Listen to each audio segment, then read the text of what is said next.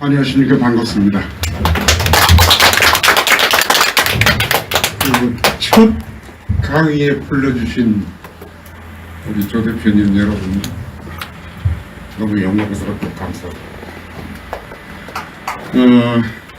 아까 대한민국은 망했다 그러시는데 절대로 망하지 않습니다. 대한민국은 망하지 않습니다. 왜 그렇습니까? 조원진 대표의 우리 공화당이 있기 때문입니다. 우리 공화당 아까 말씀하신 것처럼 자유민주공화주의 공화당의 이념은 우리나라 5천년 역사상 최초의 자유민주공화주의자가 누굽니까? 이승만. 맞습니다. 이승만은 23살 때 고종 때예요. 1890년대. 그때 이미 자유민주주의자였습니다. 조선시대에 자유민주주의자가 나타났어요. 그게 이승만 건국 대통령입니다. 그래서 건국을 할 수 있는 사람이었습니다. 그래서 오늘은 저기 화면을 보시면 망국, 건국, 망국. 오늘 제가 저 세 가지에 대해서 간단히 이야기를 하려고 합니다. 맨 오른쪽 왼쪽에 사진 보시죠. 망국, 망국이 뭐죠? 나라가 망해요. 518년 역사의 조선 왕국이 망한 것. 518년 역사의 조선 왕국을 망하게 한 사람이 누굽니까? 저 왼쪽에 있는 두 분, 부자분이죠. 또 가운데 건국, 밑에 사진을 보시죠. 중앙청, 지금은 김영삼 정권 때 철거한 건물입니다. 중앙청 건물 앞에서 저기 플래카드가 써있죠. 네. 대한민국 정부 수립 국민 축하식이라고 써있어요. 대한민국 정부를 드디어 만들고 건국 준비를 끝내고 국민 축하식을 연합니다. 이게 8월 15일. 저게 건국기념식이죠. 누가 건국했습니까? 대한민국 시조가 누구죠? 이승만 대통령. 우리가 단군서부터 고구려 신라할 때 전부 시조를 이야기하면서 대한민국 시조는 얘기를 안 해요. 대한민국 시조는 이승만입니다. 단군 이래 모든 왕조들이 탄생할 때 어마어마한 피를 흘리면서 싸우고 죽이고 그러고 이겨서 나라를 세웠습니다. 그런데 대한민국의 건국의 특징은 피 한 방울 안 흘리고 전쟁 한 번 안 하고 싸움도 안 하고 이승만의 머리와 말로 세운 나라입니다. 이런 역사가 없어요. 기적이죠, 기적. 대한민국은 출발부터 기적이에요. 그래서 망하지 않습니다. 전 세계 약육강식 식민지 경장 시대를 거쳐서 그 시대에 조선왕국은 왕이 그걸 몰라가지고 망했습니다. 그런데 이승만은 오로지 혼자서 전 세계를 움직여서 이용하면서 나라를 세웠어요. 그 최초의 자유민주주의자의 이승만의 그 행동과 업적과 그것이 개인적인 퍼스널리티랄까? 그 특징이 오늘 제가 조 대표 연설을 들으면서 우리 공화당이 이승만 성격과 너무 닮았다. 그걸 느꼈어요. 이승만의 무엇을 닮았느냐? 불굴의 신념. 물러나지 않는 용기. 결코 포기하지 않는 의지와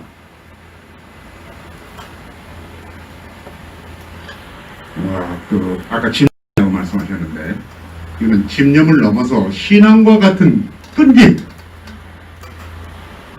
이거는 자신감입니다. 정의에 대한 이것은 하늘이 도울 것이다. 하늘이 우리 편이다. 그렇기 때문에 우리 공화당이 그 정신으로 나아가는 한 대한민국은 희망찬 미래가 열립니다. 저 화면 조정을 뭘로 하죠? 여기 가운데 보시면은 나라를 한번 잃으면은 다시 찾는 일이 얼마나 힘드는지 너희가 아느냐? 이승만 대통령을 그만두고 나서 했던 얘기입니다. 저 일을 지금 우리 공화당이 하고 있잖아요. 이 오른쪽 사진은 누구죠? 21세기 5G 시대에 100년 전, 200년 전에 1인 독재, 파쇼 독재를 하고 있는 세계 유일한 쌍둥이가 아니지. 꼰대와 꼬부입니다. 이 두 사람의 하수인들이 너무 많아서 사진을 못 넣었어요. 이 두 사람의 하수인들이 이 나라를 지금 망국으로 몰아넣고 있지 않습니까? 자, 그래서 우선 우리가 망국 역사를 제대로 못 보았어요. 전부 조선 멸망은 침략자 일본 때문이다. 더 내려주세요. 스크린 좀. 침략자 일본한테 몽땅 뒤집어 씌우고 우리는 하나도 잘못이 없는 것처럼 가르쳤어요. 그래서 요 망국 이야기의 진실을 잠깐 보고 넘어갑시다. 망국의 원인을 알아야 건국도 알고 또 다른 망국을 막을 수가 있잖아요. 임금이 청일전쟁, 러일전쟁 불씨를 만들자. 불씨 만든 정도가 아니라 불러들였어요. 이거는 교과서에서 안 가르치는 거죠. 동학혁명이다. 동학군이 무슨 영웅이냐 이렇게 해놨지. 고종과 동학 이 관계라든지 청일전쟁이 왜 일어났는지 그 배경 설명이 없어요. 그냥 파병했다. 편진조약에 의해서 그렇게만 그러겠죠. 러일전쟁도 마찬가지죠. 제가 쭉 읽을게요. 시간이 없으니까. 당시의 임금은 국제정세에 대해서 깜깜입니다. 관심이 없어요. 오로지 왕실만 살려달라. 백성을 마구 수탈합니다. 무당 구탄을 하고 예산의 3분의 1을 써요. 왕과 왕비가 매관매직에 선수예요. 돈 많이 가져오는 사람 도지사도 시키고 군수도 시키고, 돈 받고 도지사로 내보냈는데 딴 사람이 그보다 돈을 더 가져왔어. 그러면은 그 도지사가 임지에 도착하기도 전에 바꿔요. 돈 더 많이 가져온 사람이 뒤따라갑니다. 그렇게 흥청망청 하다 보니까 돈이 모자라서 이 나라 저 나라에 빚얻기 바쁩니다. 빚어서 빚 갚습니다. 요새 우리 카드족들이 그렇죠? 다음에 세 번째 점, 고종 외국 공무원 피신 시도 7차례, 러시아에는 영국 망명을 요구. 요 부분을 별도로 제가 소개를 해드릴게요. 청일전쟁이 나던, 그쵸? 아니, 이모군란 때부터입니다. 1881년 8월에 이모군란이 나니까 일본 공사관에 나 좀 피신시켜달라고. 일본 공사관으로 들어가겠다고. 그 다음 1894년 6월에 미국 공사관에 이거 청일 전쟁이 날 것 같은데 나도 미국 공사관에 숨겨달라고. 그 다음 같은 시기에 영국 공사관에도 나도 피난 가게 해달라. 전부 거절당했어요. 그 다음 청일전쟁 끝나고 러시아가 자꾸 왕실에 접근하니까 일본이 림비가 러시아 붙잡잖아요. 이 일본 좀 막아달라고. 그러니까 일본이 민비를 살해하죠. 그러니까 러시아가 고종이 벌벌 떠니까 러시아가 우리 공간으로 가자. 이거는 고종이 제발로 간 게 아니에요. 러시아가 본국에서 150명 군인을 데려와가지고 첫사에게 고종을 공사관으로 데려간 거예요. 그 다음 1897년 12월 미국 공사관에 1897년 10월에 무슨 일이 있었어요? 고종이 대한제국을 선포했어요. 우리는 이제 완전히 중국과 똑같은 청나라와 똑같은 황제국가가 됐다. 대한제국 황제, 광무 황제다. 그렇게 선포하고 2달 만에 미국 공사관에 또 나 좀 숨겨달라. 불안해서 못 살아. 이제 병자가 된 것 같아. 미국한테 또 거절당하죠. 그 다음 1904년 2월 러일전쟁 발발쯤 해서 영국 공사관에 나 영국 공사관으로 도망가겠다. NO.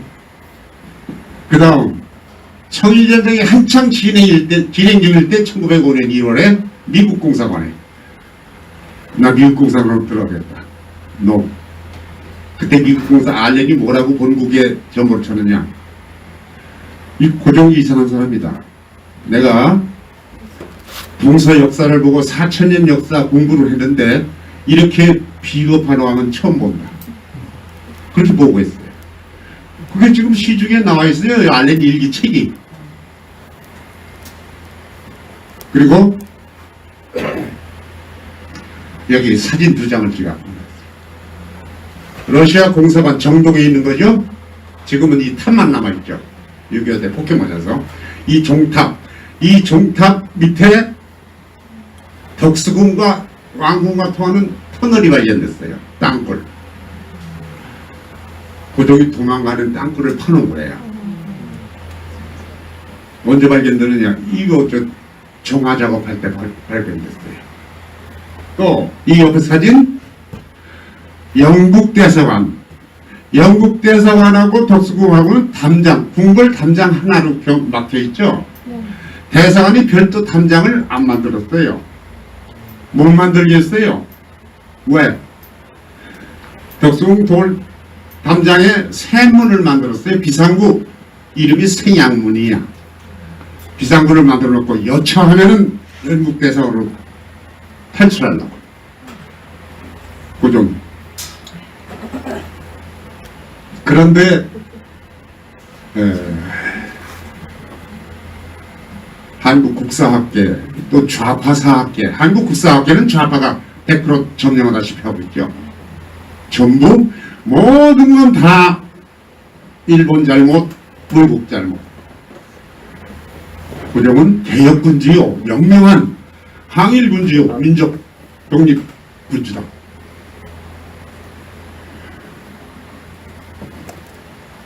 이 고종이, 그런 고종이 1907년 헤이그 사건이 일어나죠.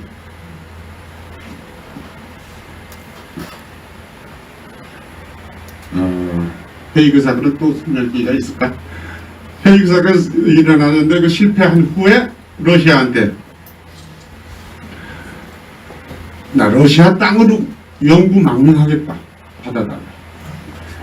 우라지보스톡도 좋고 시베리아 어디라도 좋다. 이 니콜라이 2세하고 아주 친했어요. 친한 게 아니라 명나라를 받던 듯이 러시아 니콜라이 2세를 받들었어요. 아관 파천 이후에 10년 동안에 1908년에 그런 요청을 했는데 러시아가 달라졌거든요. 자, 이제 건국 얘기로 갑시다. 벌써 8시가 오고 이승만 건국 대통령 어디 마셔야 돼? 콩 넣으시면 돼요.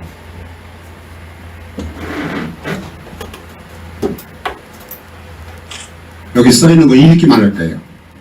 이승만 건국 대통령은 3.1운동의 기획자이자 임시정부의 기획자다.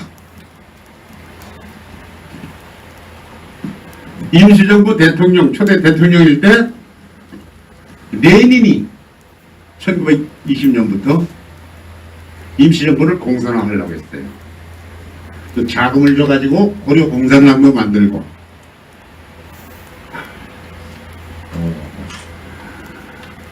그때의 레닌과 투쟁하면서 이승만이 쓴 논문이 1923년에 하와이에서 자기가 만들던 태평양 잡지에 쓴 논문이 세계 최초의 반공 논문이에요. 당시 1917년 러시아 공산화 쿠데타, 레닌 쿠데타 이후에 5년, 6년째 되던 해예요. 전 세계가 공산주의에 매료돼가지고 야 이게 전제주의, 왕조시대, 왕조체제를 파괴하는 데는 공산주의가 최고다. 이게 열광할 때입니다.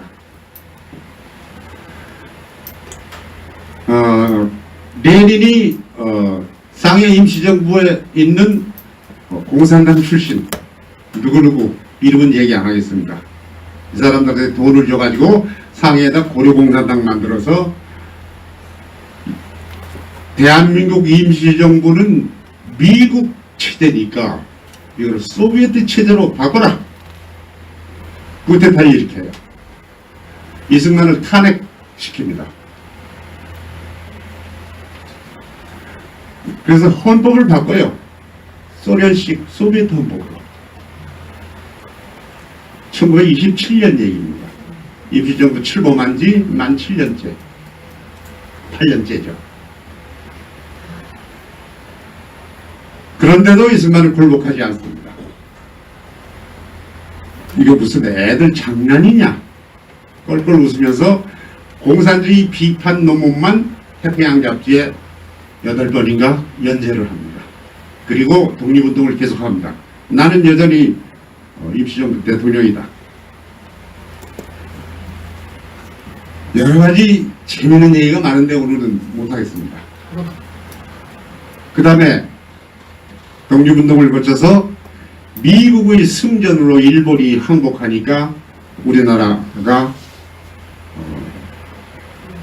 땅을 찾게 됐죠. 해방이 국가를 잡는 건 아니죠? 그 해방입니다. 우리가 싸워서 한 해방이 아니고 미국이 일본을 이겨줘서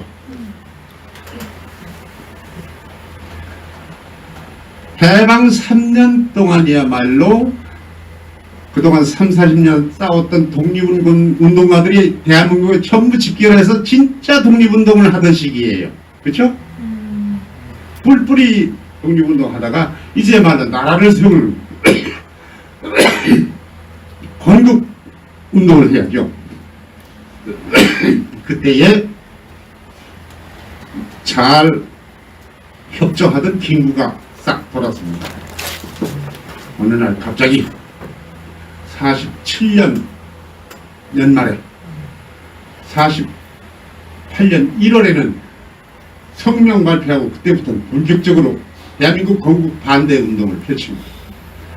5월 10일 총선 거부, 북한 평양에 가서 김일성 만나고, 이 얘기만 하더라도 며칠 해야 돼. 오늘은 이걸로 끝냅시다.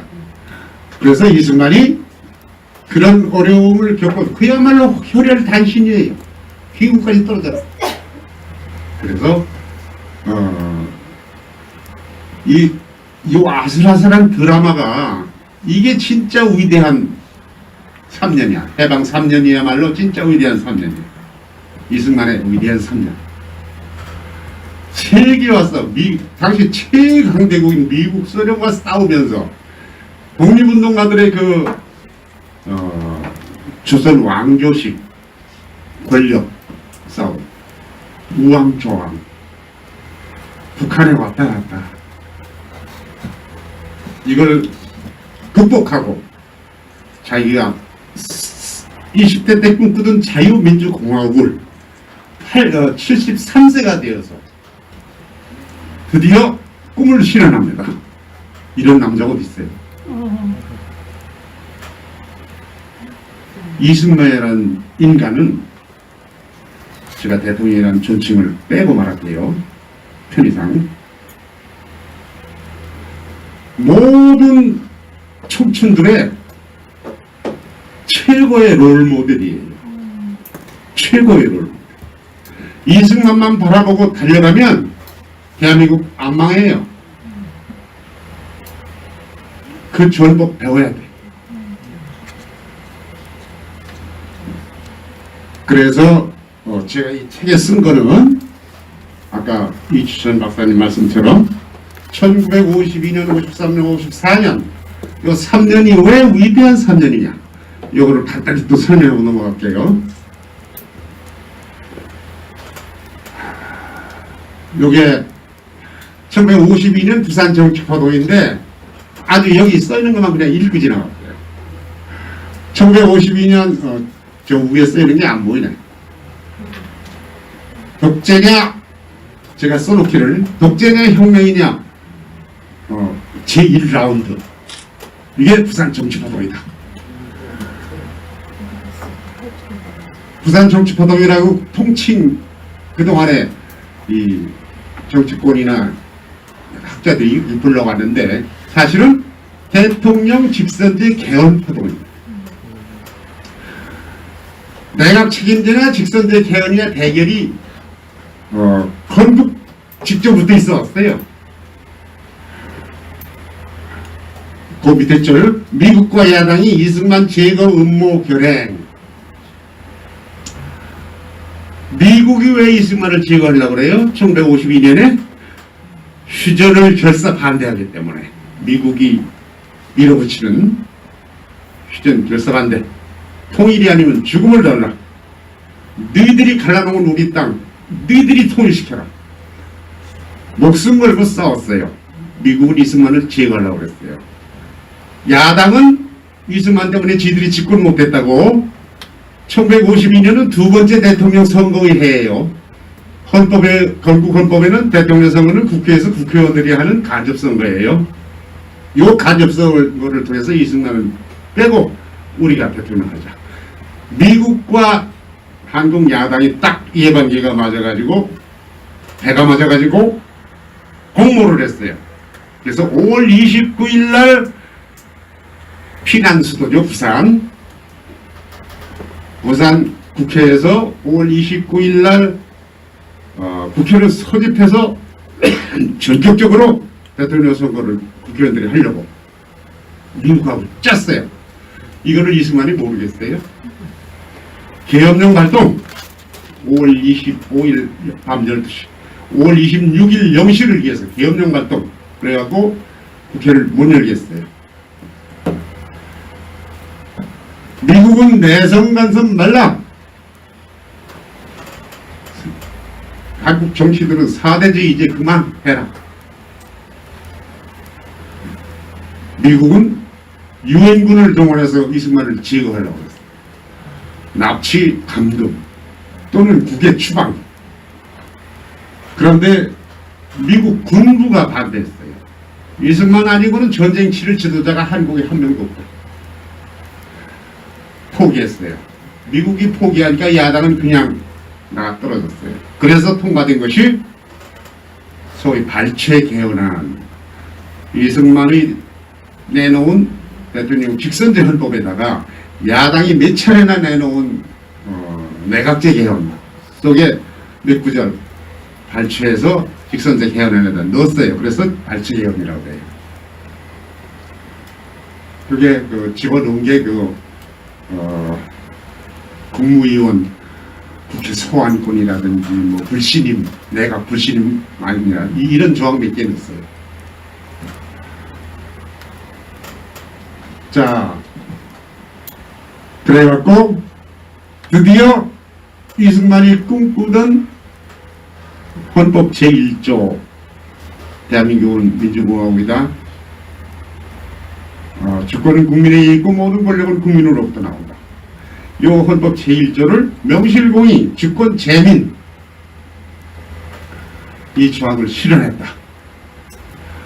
이것은 이승만이 그랬어요. 자기 측근한테 말하기를 총한방 안 쏘은 나의 무혈혁명이다. 그렇게 말했어요. 이 파동 때 당시 한국민주당, 대한민국당 또 몇 개 정당이 합해가지고 민국당이라고 통합해가지고 이승만을 내쫓으려고 그랬는데 이승만이 계엄 선포해서 국회를 못 열었잖아. 이승만은 독재자다. 헌법을 파괴한 자다. 온갖 과격한 용어를 써서 독재 비탄 선언문을 발표했다. 그거를 쓴 사람은 인천 김성수. 자, 한마디만 하고 넘어갑시다. 이승만이 국민들을 설득하고 정치인들을 설득하고 매일같이 담화, 성명, 기자회견 매일같이.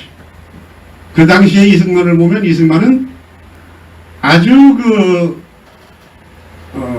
후진국 원시적인 3천만 국민이 모인 그런 원시적 학교에 민주주의를 가르치는 교장 선생님 같아요. 성명 내용들이 다 그런 거예요.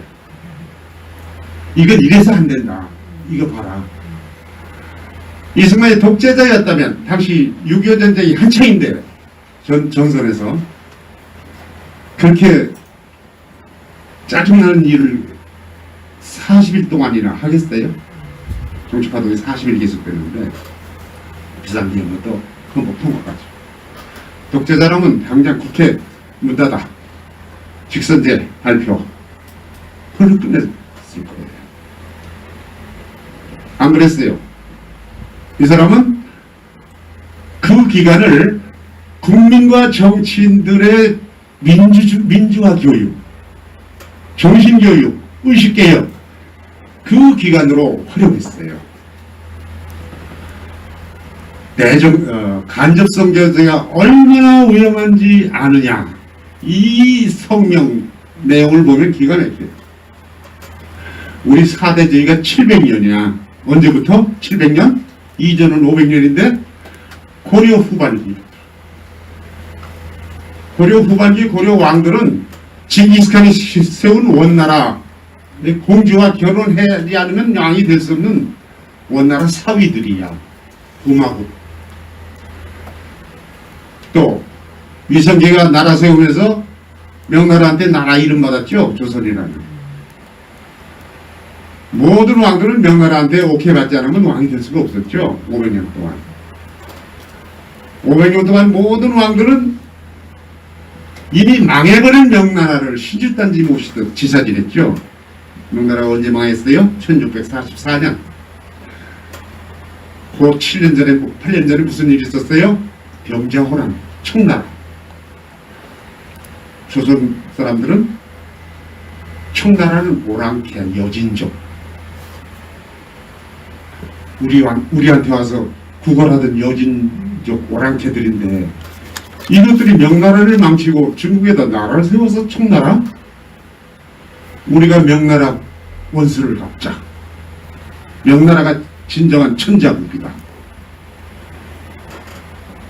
중화의 대중화의 중심국. 그 명나라를 이어받은 우리 왕도 세워주고 임진왜란때 군대 보내서 구해주고 우리는 명나라를 배반하면 이건 절대로 안 된다. 그래갖고 조선이 망할 때까지 명나라 지사를 지냈어요. 창덕궁에 있던 명나라 지사를 지내던 재단 대보단이라는 재단이 대보단은 큰 은혜에 보답하는 재단이라는 뜻이에요. 언제 철거됐느냐? 고종은 그때까지도 계속 제사를 지내왔는데 청일전쟁이 진행 중일 때 일본군이 갑오경장을 실시하죠. 갑오경장이 뭐예요? 갑오년에 일어난 개혁, 갑오개혁이라고 그러죠. 일본이 한 거예요. 우리 국사는 고종이 한 거를 다 가르치죠. 말짝 거짓말이에요. 일본이 하면서 단발령, 과거 폐지, 노비 폐지, 혁신적인 개혁을, 그야말로 혁명적인, 그때 창덕궁에 있던 명나라 제사 단지도 없애버렸어요. 일본이 없앴어. 일본이 중국을 내쫓으려고 전쟁하니까 망한 지 200년이 되는 그 황제 귀신들을 조선 왕들이 제사를 지내. 생일날, 죽은 날, 철 따라서. 그런 나라였어요. 그래서 이승만이 말하기를 우리가 간접선거제를 직접선거제로 바꾸는 것은 강대국의 선거 개입. 그렇지 않겠어요? 국회의원들 매수하면 되잖아요? 공산당의 선거 개입. 이걸 막기 위해서다.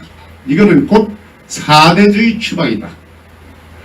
미국이 우리나라 군대 보내서 또 도와준다고 해서 조선이 명나라를 섬기듯이 우리가 미국을 제사 지내야 되느냐? 700년 동안 원나라, 명나라, 청나라, 또 러시아, 일본, 종로를 하나하나 못해서 미국이 강한 나라로 우리 구해준다고 해서 이게 미국 종이 되려고 그러느냐. 이게 이승만의 주장입니다.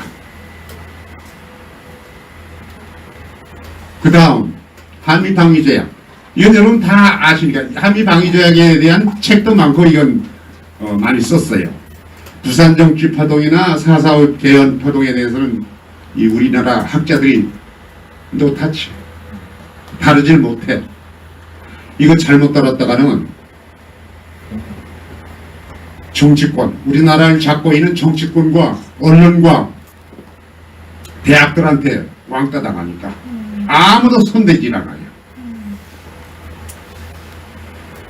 자,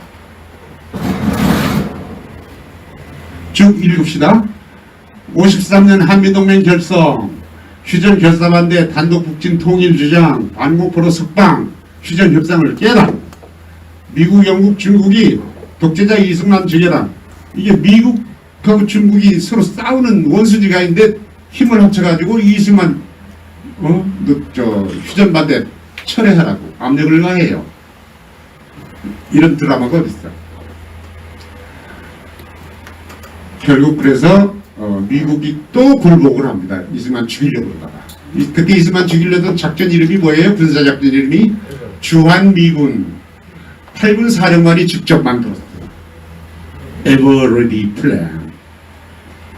상시 출동이 가능한 작전 계획이에요. 어찌됐든 그래갖고 한미 조약이 체결됩니다. 1953년 8월 8일 날.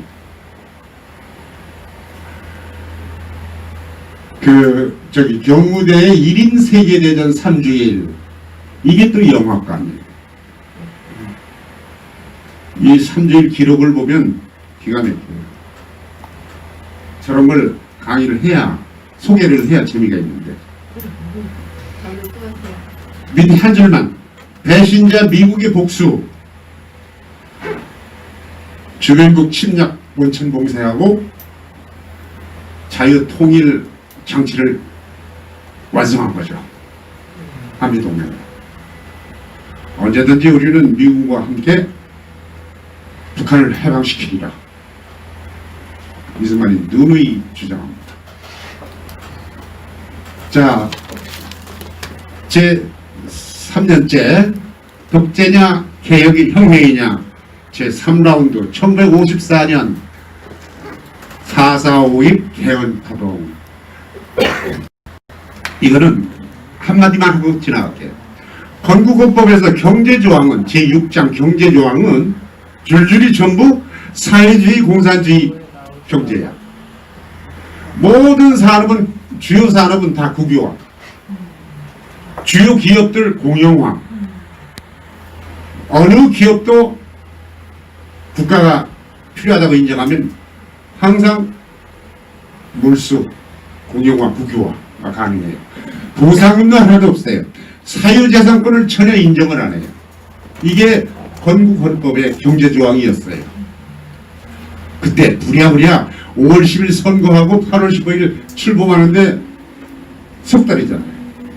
헌법을 부랴부랴 만들었는데 이 당시 한민당이 우리가 집권하자고 이승만한테, 우리한테 총리도 주고 장관 과관서 달라고.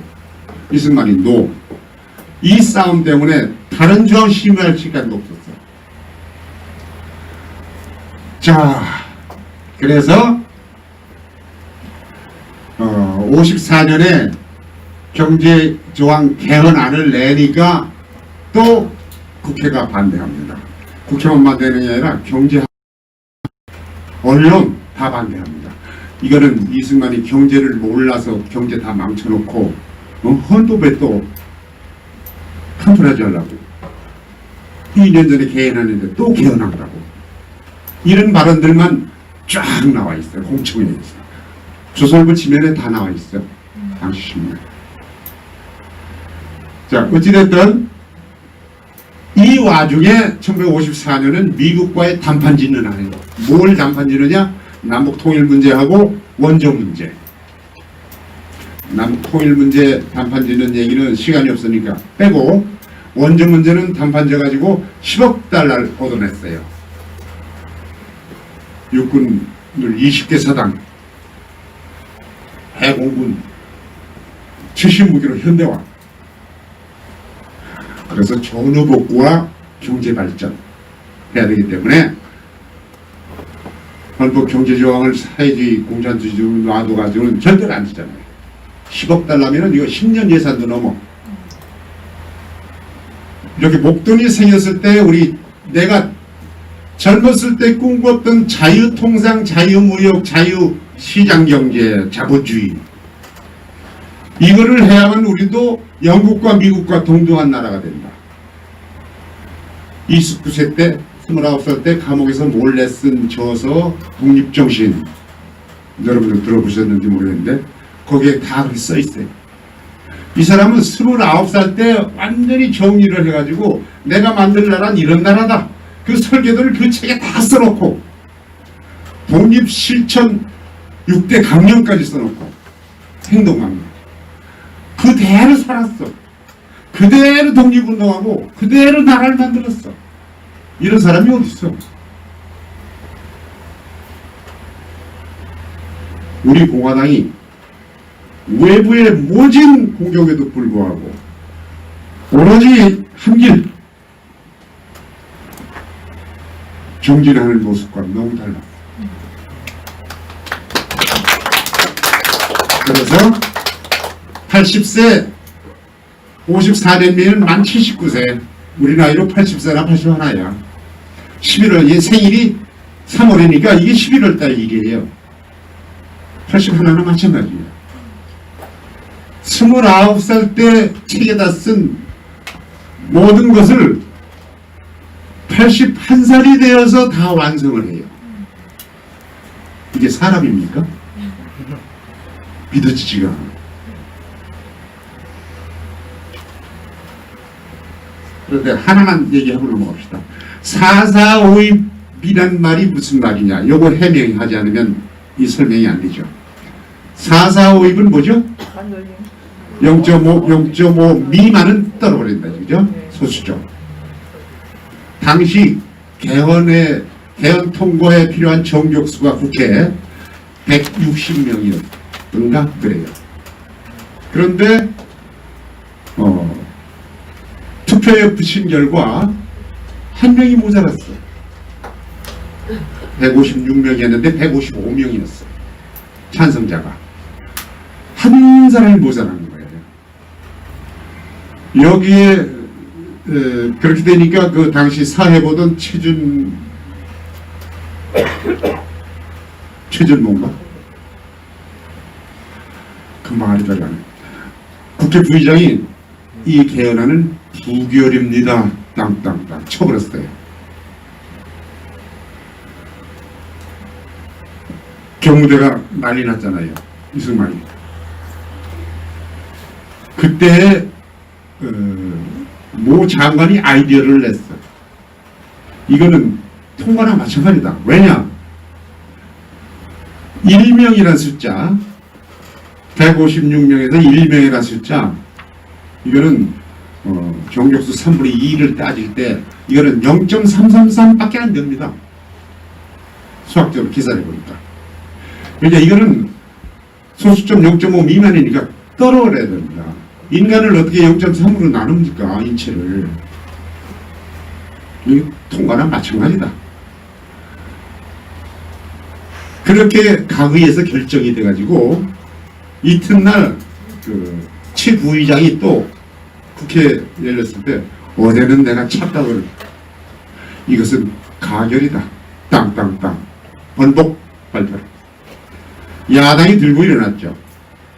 야당은 당시에 자유시장 경제다, 사회주의 경제다, 공산주의 경제다, 경제 개념이 없던 시대예요. 북한이 공산주의 경제하니까 우리도 북한 비슷하게 해야 북한하고 경쟁이 될 거 아니냐, 이런 발언을 하는 국회의원들도 몇 명 있어요. 그렇게 무식했던 때예요. 경제학 교수라는 사람도 이거는 자유당 정부가 자기 실정을 호도하려고 하는 시호다. 그런 발언들이 신문에 다 보도돼 있어요. 그럴 때에 이승만은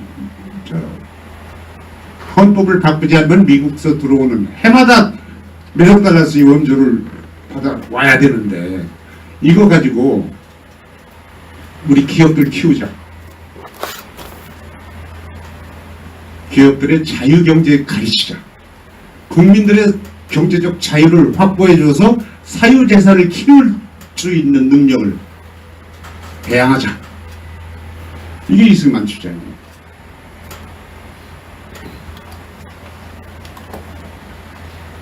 그래서 그런데 이제 얘기 조금만 더 붙이면 국회의원들은 이 개헌안은 그 개헌안에 경제조항만 바꾼 게 아니야.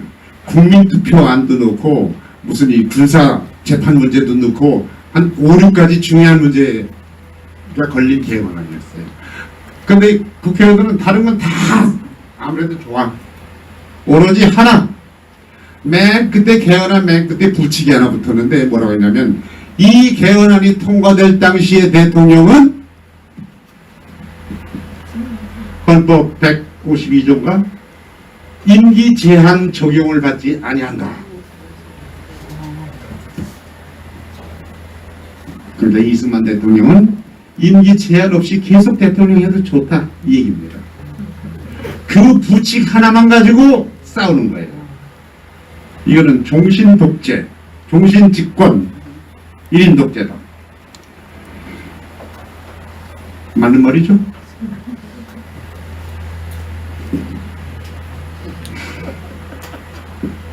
그런데 당시 국무총리가 변형태 국무총리께서 이 개헌안이 통과될 당시에 뉴욕 유엔 총회에 참석하고 있었는데 외국 기자들이 와 몰려와서 물어봤어요. 당신 나라에서 독재 헌법이 또 통과됐다던데 2년 전에 이어서 이승만이 종신 집권한다고 그러는데 그 반민주 행위 아니냐, 총리께서는 어떻게 생각하느냐. 그러니까 변형태 총리가 답변을 했어요.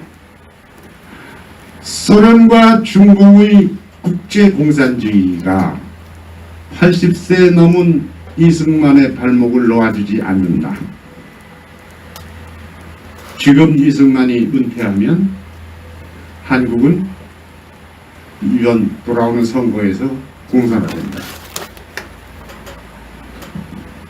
건국 때부터 대통령 하고 싶어하는 야당 정치인들이 수백 명이다. 그 중에서 수십 명만 나와도 중도 좌파 정도의 의장을 하고 나오는 공산주의자 후보가 이길 것이다. 이쪽은 표가 분산되고 이쪽은 집중될 테니까. 그래서 이 헌법을 단서 임기 적용 철폐. 거기다가 이승만 대통령은 나라를 세운 건국 1등 공신이다. 시조나 마찬가지인데 이 양반 나이가 지금 한국 나이로 81살이야. 대통령을 앞으로 하면은 몇 번이나 더 하겠냐. 한 번 내지 두 번이다. 건국 영웅한테 그 정도 대접도 못하느냐. 미국 너희 나라 루즈벨트, 프랑클린 루즈벨트는 사선까지 했잖냐. 그런 해견을 했어요. 그게 조선일보 일면에 이렇게 보도가 됐어요. 그래서 소개해드립니다. 이승만이 그때 그만두면은 1954년이 어떤 해입니까? 휴전한 지 1년밖에 안 됐어요. 북한에는 100만군의 중국군이 100만 명이나 주둔해 있어. 한미 방위조약이 이제 막 체결됐어. 한미 방위조약을 미국이 성설이 이해하도록 미국을 감시하고 독촉하고 싸울 사람은 이승만밖에 없어. 원조 10억 달러 앞으로 계속 받아서 미국이 남의 돈 뺏기가 그렇게 쉬운 일인 줄 아느냐. 미국이 돈 내놓게 만들 사람은 이승만밖에 없다. 그러니 전후복구도 끝내고 국군 현대화도 끝내고 미군 국내 주둔 배치도 끝내고 그럴 때까지만 해도 이승만이 대통령 하게 놔둬. 그것도 못하겠느냐. 야당은 못하겠다. 그래서 그때 생겨난 정당이 민주당입니다. 몇 개로 분리되어 있던 야당이 야당 단일화 돼서 생긴 당이 민주당. 오늘날 민주당의 전신이죠. 자, 자유혁명과 이승만의 혁명과 그 유산 요거 정리하고 끝내야 되나? 이승만은 세계를 움직인 외교 독립론의 글로벌 리더십. 1. 유엔의 힘을 이용한 건국. 한미동맹과 결합하여 효과 극대화. 유엔을 통한 대한민국 건국. 이거야말로 이걸 그냥 제갈골 공룡 같은 신의 한수입니다. 소련과 미국이 협상한다고 남한을 먹겠다고 서로 흥정 부릴 때 이거를 쳐버리고 유엔의 힘을 빌어서 해라.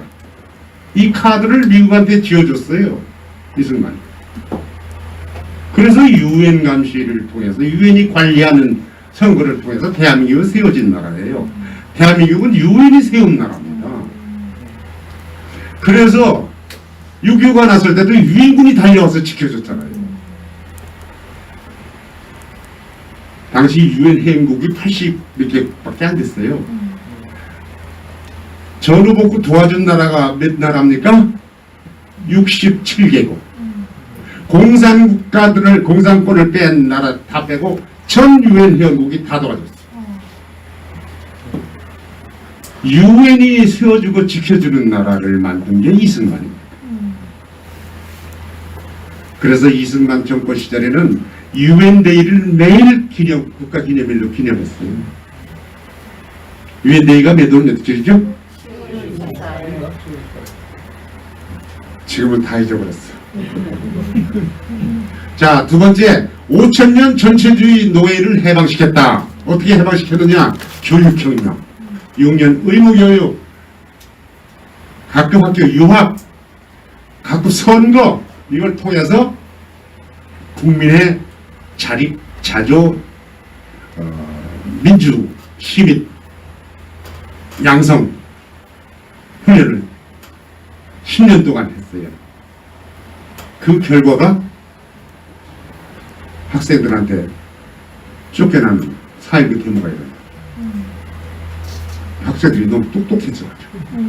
저 이승만이 줄기차게 외치던 자유민주주의, 민주제도밖에 모르니까. 가장 중요한 것도 농지개혁. 5천년 동안 양반들 농노 생활만 하던 사람들한테 비로소 자기 논을, 밭을, 농지를 줬어요. 경제력을 줬어요. 경제력 없이 민주화가 됩니까? 경제력 없이 사람이 아니죠. 노예지, 짐승이지. 인간을 만들어준 인간해방, 농지개혁. 그게 국민입니다. 그래서 비로소 국민국가를 완성한 거예요. 이승만이 29살 때 쓴 독립정신에 구구절절이 나오는 똑똑한 국민국가. 영국 같은 나라, 미국 같은 나라. 그거를 실현한 거예요. 링컨 노예 해방을 칭찬하죠. 미국은 링컨을 신처럼 모시잖아요. 링컨 기념관 가보세요. 그런 신전이 없어. 링컨이 얼마나 잘못이 많습니까? 신문사를 몇 개를 폐간시키고 이 전쟁에 반대하는 사람들을 얼마나 많이 투옥시켰어요. 사형도 시켜. 흑인 노예 해방시켰다고 그러는데 해방시킨 뭐래? ABC를 아나? 자기 땅이 있나? 살 길이 없어. 다시 노예가 돼. 노예 해방시켰는데. 그 노예한테 선거권 준 건 또 언제입니까? 노예 해방으로부터 무려 180년인가? 100년. 링컨하고 따지면은 비교가 안 돼. 이승만이 월등해. 이거를 우리 국민들이 이승만 가치에 어울리는 사람으로 만들 줄을 몰라. 오히려 땅속에 매장시켜버리고 두 발로 뻥뻥 밟고 다녀. 그 다음 700년 4대 유추방, 그 다음 한미동맹, 자유시장 경제, 체제, 흥일, 미국 원조를 30억 달러나 유치했어요. 4.19 때까지 계산해보니까 29억 7천만 달러야. 한 해 평균 얼마예요? 54년부터 60년까지 6년 동안 29억. 한 해 평균 5억 달러예요. 이거는 정말 까무라칠 액수예요. 이거는 이승만 아니면 지미, 친미, 용미. 미국을 알고 미국과 친하고 미국을 활용할 줄 아는, 세계를 움직일 줄 아는 이승만의 전략 전술이 아니면 불가능한 얘기입니다. 그야말로 신화 같은 얘기야. 노다지가 그렇게 쏟아질 수가 없었다. 알라가. 그리고 마지막으로 기독교 자유의 힘을 글로벌 네트워크와 연결시켰다. 대한민국이 자유의 나라, 자유민주의 나라, 자유평등의 나라, 성경이 말하는 자유평등 사랑 믿음의 나라. 독재냐 혁명이냐 이거는 시비거리도 안 돼요. 건국기의 네이션 빌딩이야. 네이션 빌딩, 나라 만들기, 나라 세우기. 건국기를 보통 세계 학자들이 몇 년이라고 봐요? 한 나라가 새로 건국해서 제대로 두 발로 서기까지 몇 년? 짧게 10년, 길게 30년을 봐요. 짧게 10년 하면 이승만 집권기가 건국기야. 집이 완성이 안 됐어. 10년 걸려서 완성했대. 길게 보면 30년. 그러면은 30년이면 48년부터 30년이면 78년. 유신 말기까지죠. 그게 우리나라의 건국기예요. 그 건국기에 독재다 뭐다 물러가라 이 싸움은 건국기의 진통이야. 좋게 봐서, 학문적으로 봐서, 현실적으로 보면 바보들이고. 경부고속도로 기공식장에 가서 들어눕는 정치인들. 도대체 머릿속에는 에는박이에다가 머릿속에는 오로지 하나밖에 몰라. 권력, 출세 이거밖에 몰라. 그런 무지몽매한 동물들이 없습니다. 자, 이승만을 독재로 만든 이야기. 아까 부산 정치파동 때 정치인들이 이승만 독재자다 성명 발표했고, 스탈린의 공산화 시나리오입니다. 언제부터? 이승만이 임종 대통령 됐을 때부터 미국 앞잡이 독재자다. 임정에 있는 2인자 모씨가 레닌의 하수인이 돼가지고 이승만을 집중 공격을 합니다. 그때부터예요. 한민당, 미국, 일본 반 이승만 공작, 국내외 지식인들의 부하 내동, 현재 진행형 이렇게 써놨어요. 지금도 그래요. 지금도. 그죠? 4.19 얘기 안 할 수가 없어요. 제가 4.19 세대입니다. 4월 19일 아침 9시에 종로가 대학로, 제가 서울대에서 2학년 올라갔을 때예요. 플래카드 따라서 마로니 공원을 나와가지고 종로 광화문 국회 앞을 지나서 중앙청 앞으로, 중앙청 광장에 연좌 농생하면서 도시락을 까먹고, 그때 도시락 싸고 다닐 때야 다. 그러고 있는데 바바바바바방 총소리가 나요. 바로 경무대, 지금 청와대죠? 대통령 관장 앞에서 대모대한테 그 경무대 경찰들이 발포한 거야. 그 자리에서 100여 명이 죽었어. 내 친구 물리대 수학과 2년 김치수란 놈도 그때 거기서 죽었어.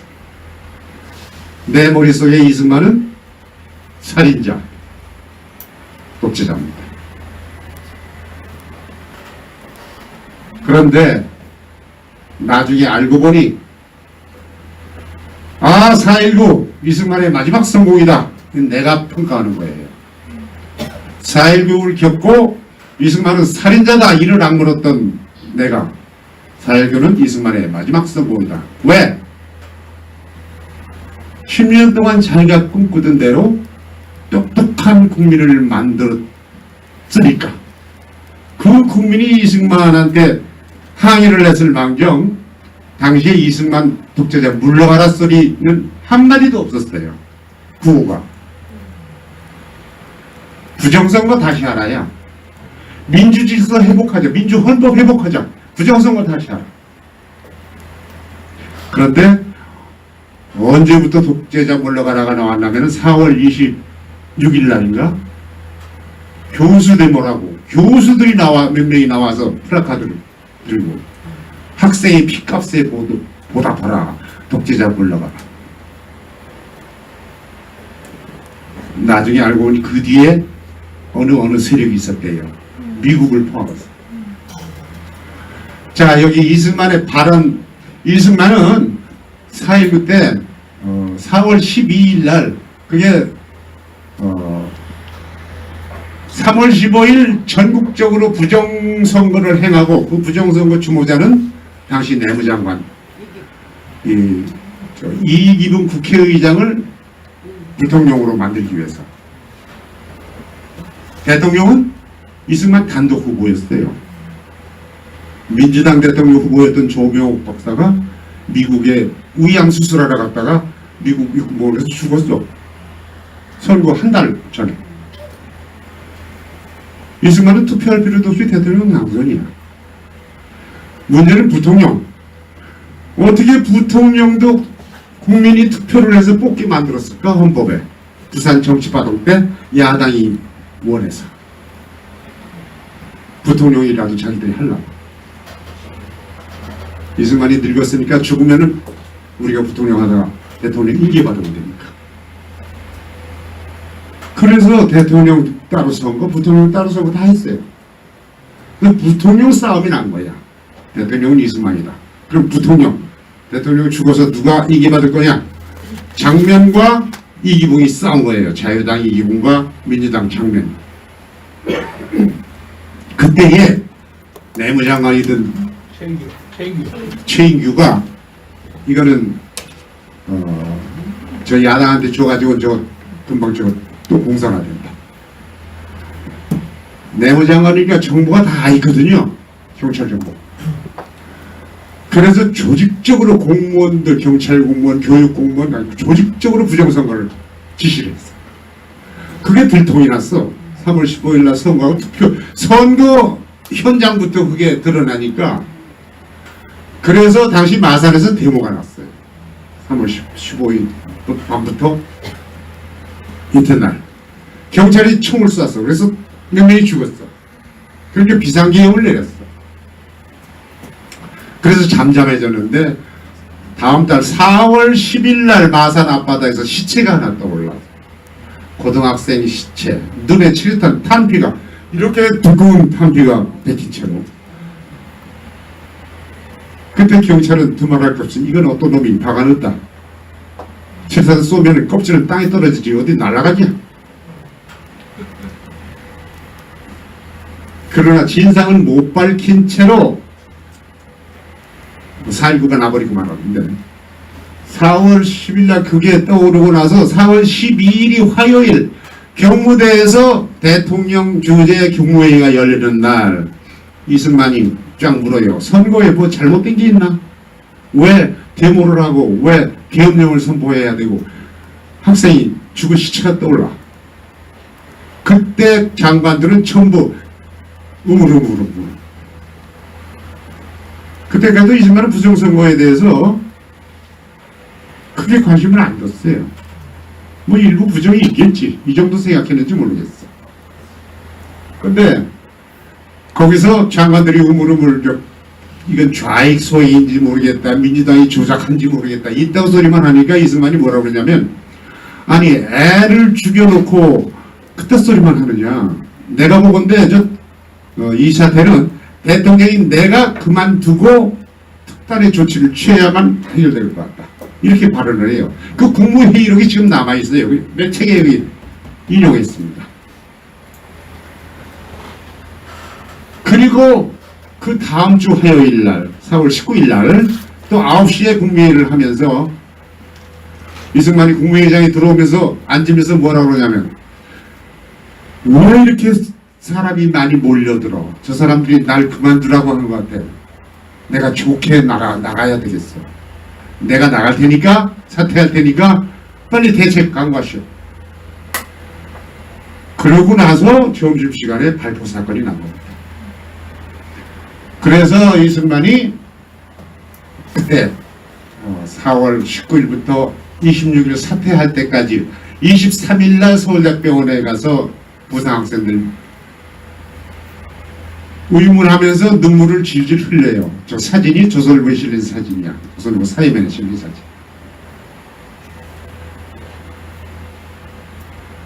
그 당시에 이승만이 그 하야할 때까지, 사퇴할 때까지 했던 발언 중에서 몇 가지만 인용을 할게요. 부정을 왜 해? 선거 다시 해야지. 학생들이 왜 이렇게 되었나? 어떻게 백성을 죽일 수가 있어? 젊은이들이 장하고 장하다. 불의를 보고 안 일어나면 젊은이가 아니지. 내가 맞을 총알을 학생들이 맞았어. 내가 그만두면 더 아무도 안 다치겠지. 하야 성명 빨리 준비해라. 그래서 만든 하야 성명이, 하야 성명에 첫째, 둘째, 셋째, 넷째가 있어요. 첫째는 국민이 원하면 대통령은 사퇴한다. 이게 새로운 헌법이야. 요 밑에 거 읽어볼게요. 요거는 27일 날 경무대를 나와서 이화장 자기 집으로 간 뒤에 각국에서 사퇴 의문 전문이 오잖아요. 그때 대만 장개성이가 보낸 편지에 대한 답장을 쓴 이승만의 답장이 알려졌어요. 뭐라고 그랬냐? 나는 위로받을 것이 하나도 없어. 나는 지금 행복하고 불의를 보고 일어나는 100만 학도가 있고 똑똑한 백성들이 있으니 우리나라의 장래는 한없이 밝소. 지금 죽어도 한이 없어. 이 편지의 요즘. 자, 오늘 얘기를 조금 하고 끝내죠. 친중파, 종북파의 친일파 공세 왜 그래요? 왜 지금 또 다시 새사스럽게 백선엽 친일파, 이승만 친일파 난리들이에요. 미중 경쟁 시대, 만국의 백년 전쟁. 백년 전쟁은 여러분도 아시죠? 유럽의 백년 전쟁이 아니고 우리나라의 백년 전쟁. 이명박 정부 시절 1912년, 지금부터 8년 전, KBS가 역사 다큐멘터리라는 간판을 걸고 55회 방영된 프로가 백년 전쟁이라는 이름의 프로가 있었어요. 그 프로가 이승만과 박정희를 친일파 만드는 두 대통령, 건국과 부국을 만든 두 대통령을 친일파 매국노 파렴치범으로 만든 프로그램입니다. 왜 그럽니까? 이게 조선시대 구한말 고종과 지금 이 상황이 너무 닮았어요. 다들 그렇게 얘기하고 그렇게 느끼고 있죠? 네. 조선시대 고종은 세계가 막으려고 경계하는 적을, 세계 공적을 액을 먹고 나서 끌어들여. 누구? 러시아. 영국과 일본, 중국까지도 러시아의 남진에 대해서 막으려고 난리치는데, 여러분 거문도 사건 알죠? 영국군의 거문도 점거 사건. 이게 바로 러시아 남진을 막으려는 작전이었어요. 그것을 누구한테 남겼죠? 영국이 일본한테 남겼어요. 아시아는 일본이 막아라. 러시아 막는 거. 우린 유럽에서 막을게. 지중해도 막아야 돼. 그런 정세 속에서 고종은 러시아한테 매달려요. 나 좀 청나라 압박으로부터 살려달라. 일본의 압박으로부터 살려달라. 이 사람 머릿속에는 조선 500년 동안 인이 박힌 고질병이 된 중독 상태가 된 명나라 사대주의. 명나라가 중국이지 청나라는 중국이 아니야. 오랑캐야. 청나라의 압력에 굴복하면서도 영원문도 세우고 모하관도 세우고 이러면서 식사 대접하면서도 정신 속에서는 명나라만 존재할 뿐이야. 명나라만 중국이야. 그래서 그렇게 나라 망할 때까지 제사 지낸 거 아니야. 그걸 뭐라고 그러죠? 중독이라고 그래야 되나? 습관성 사대주의. 습관성, 중독. 마약 중독 같은. 종교화된 완전히 야만 사교죠. 그래갖고 러시아가 보니까 러일 전쟁, 청일 전쟁에서 청일 전쟁에서 청나라가 지고 일본이 요동반도와 이 대만과 또 어디더라? 일본이 그걸 차지했죠. 청일 전쟁 이기고 나서 전력품으로 청나라로부터. 그런데 한 달 지나서 러시아가 이걸 전부 반환시킵니다. 대만 빼고 요동반도를. 일본은 요동반도를 청나라에 돌려줘라. 독일, 프랑스와 함께. 이게 삼국 간섭이라는 건데, 그거를 보고 고종과 민비가 아이고 러시아다. 이제 우리가 믿을 건 러시아밖에 없다. 러시아가 구세주가 된 거야. 명나라 섬기듯이. 그 결과는 러일 전쟁,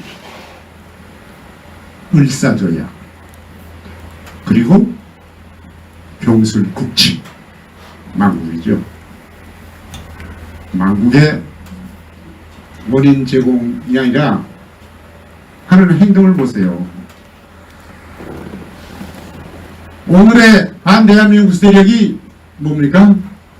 전 세계가 적으로 돌린 적을 손잡고 살려준다. 세계가 제재를 당하고 있는데 어쩌면 이렇게 고정하고 똑같을까?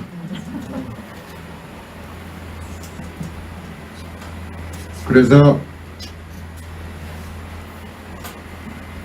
우리 대한민국 자유민주 국민은 우리 한국당처럼 자유민주 자유시장 경제 한미동맹 이걸 지키고 살리고 다시 르네상스를 일으켜. 르네상스. 대한민국 르네상스가 뭐지 않았습니다. 여러분 자유한국당 우리 공화다. 이 참 큰일 난. 죄송합니다. 이게 늙은이. 우리 공화당이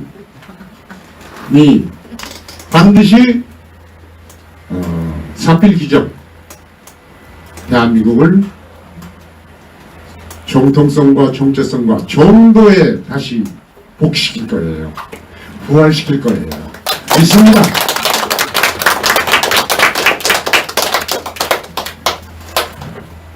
반갑습니다. 우리 80분, 90분을 거쳐서 열감을 해주신 신복의 대장 다시 한번 뜨거운 박수 부탁드립니다. 자, 그러면 뭐 궁금한 점 많겠지만 시간 관계상 한두 번만 질문을 받겠습니다. 꼭 중요한 질문이라고 생각하시는 분들 한두 번 말씀하세요. 이승만 대통령께서 29살에 나라 건국에 대한 개념을 확립하게 된 그런 도움은 누구로부터 받게 되나요? 이승만 대통령이 29살에 그 자유민주주의 공화국에 대한 나라 성립에 대한 그 개념을 갖게 된 덕택은 누구에 대한 건가요? 영향을 누구로부터 받아요? 미국 상대가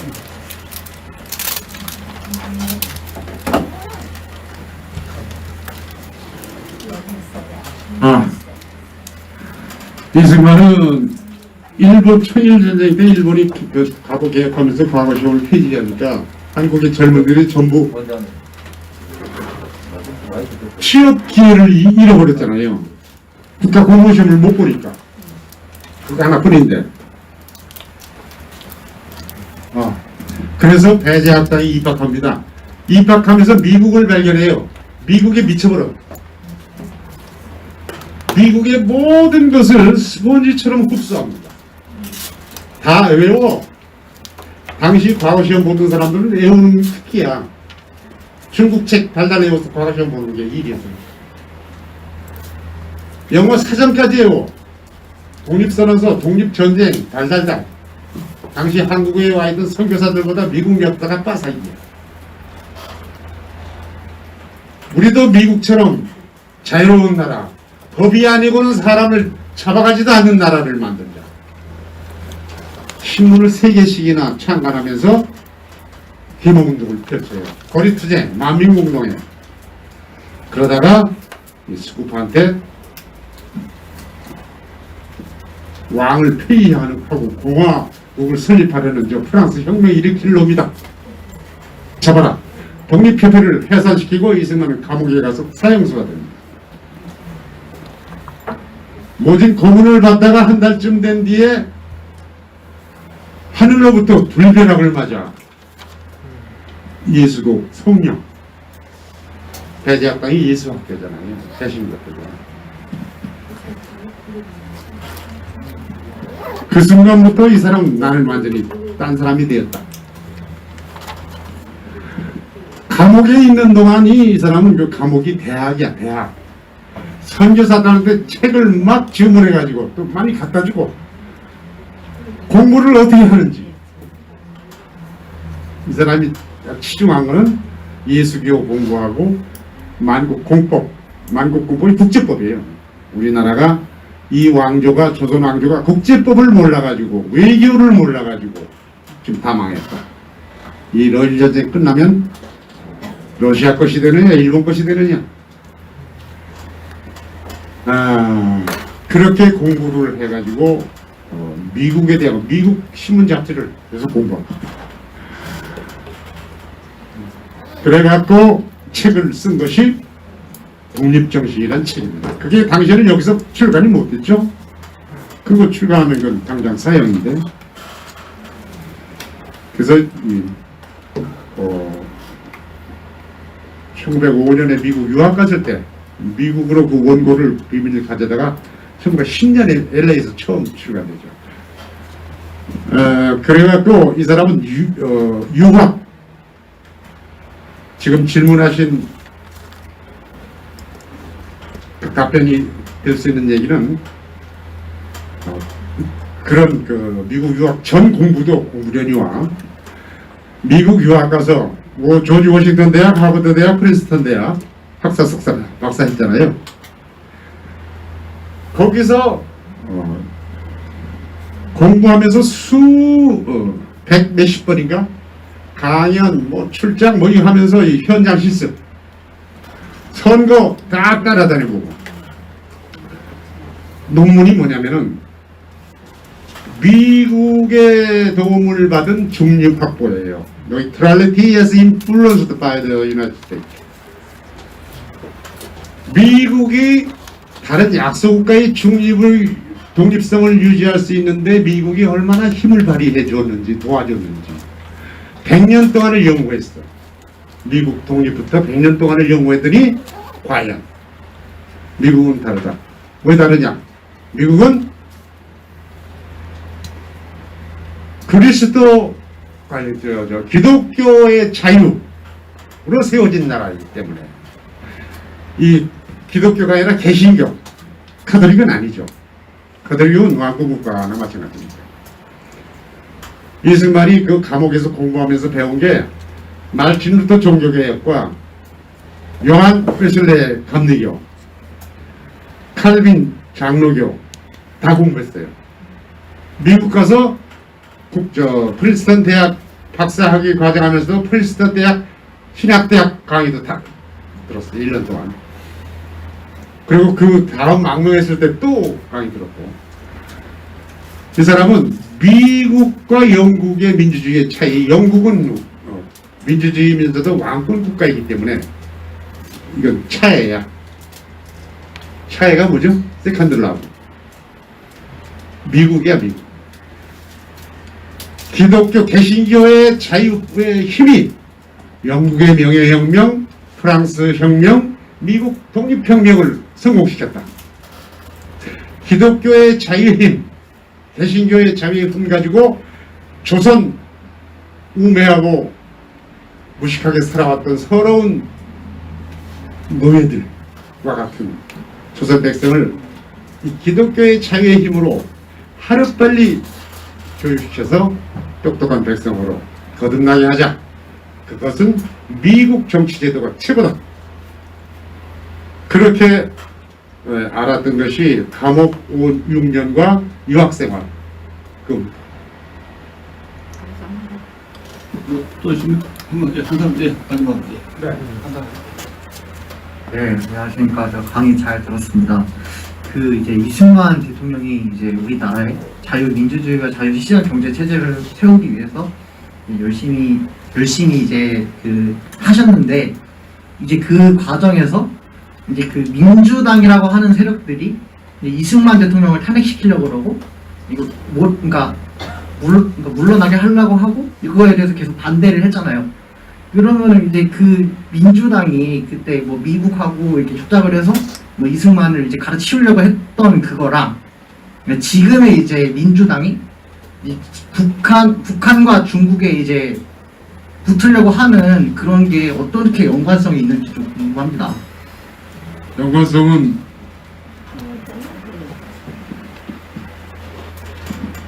좀 알면서 질문하는 거죠. 아니, 그건 아니에요.